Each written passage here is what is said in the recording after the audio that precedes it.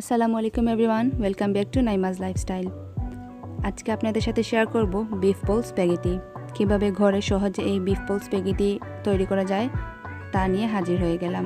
ভালো লাগলে like, comment এবং সাবস্ক্রাইব করে সাথেই থাকবেন। প্রথমে আমি 250 গ্রাম বিফ কিমা নিয়ে নিলাম। একটি মাঝারি সাইজের পেঁয়াজ কুচি করে নিলাম। আদা বাটা হাফ চা চামচ, রসুন বাটা 1 চা চামচ। তারপরে এড করব আমি পরিমাণ মতো লবণ, 1/4 চা চামচ হলুদ গুঁড়ো, 1 চা চামচ মরিচের গুঁড়ো, 1 চা চামচ চিনি এবং 2 চা চামচ রান্না করার তেল, 2 চা চামচ লেবুর রস। সবশেষে এড করব আমি ধনেপাতা কুচি। এবার এগুলোকে ভালোভাবে মিক্স করে নিব। মিক্স করা হয়ে গেলে কিছু সময়ের জন্য এগুলোকে রেখে দেব। তারপর এগুলোকে আমি বল শেপ দিয়ে নিব। হাতে নিয়ে এভাবেই ঘুরিয়ে ঘুরিয়ে সহজেই বল শেপ দিয়ে নিব। এভাবে আমি কয়েকটি করে এগুলোকে আমি কর্নফ্লাওয়ারের মধ্যে গড়িয়ে নিব। এখানে আমি দুইভাবে তৈরি করেছি, কয়েকটি কর্নফ্লাওয়ারে গড়িয়ে নিয়েছি এবং কয়েকটি এমনিতেই রেখেছি। আপনারা আপনাদের ইচ্ছা মতো যে কোনো ওয়েতে করে নিতে পারবেন।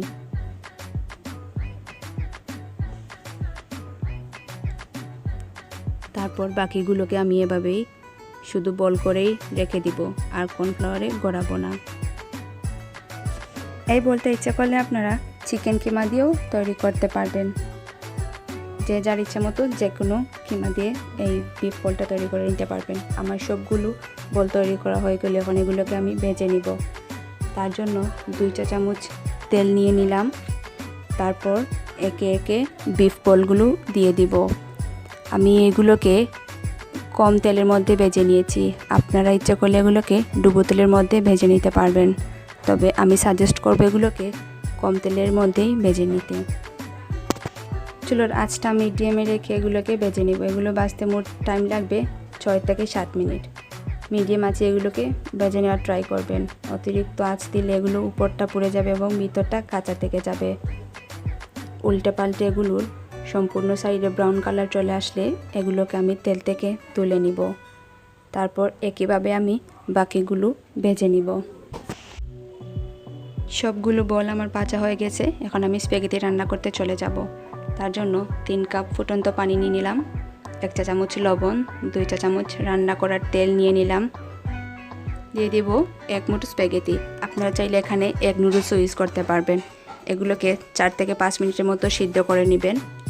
তারপর এগুলোকে পানি জড়িয়ে রেখে দিবেন। আমি একটি ফ্রাইং প্যানে 3 চা চামচ রান্না করার তেল নিয়ে নিলাম। একটা মিডিয়াম সাইজের পেঁয়াজ কুচি নিয়ে নিলাম। এগুলোকে হালকা একটু ভেজে নিব। তারপর এড করব আমি কাঁচামরিচ কুচি। আপনারা আপনাদের ইচ্ছা মতো কাঁচামরিচ বাড়িয়ে বা কমিয়ে দিবেন। তারপর এড করব আমি পরিমাণ মতো লবণ। এখন এড করব আমি হাফ কাপ টমেটো কেচাপ। আপনারা চাইলে বাড়িয়ে দিতে পারবেন।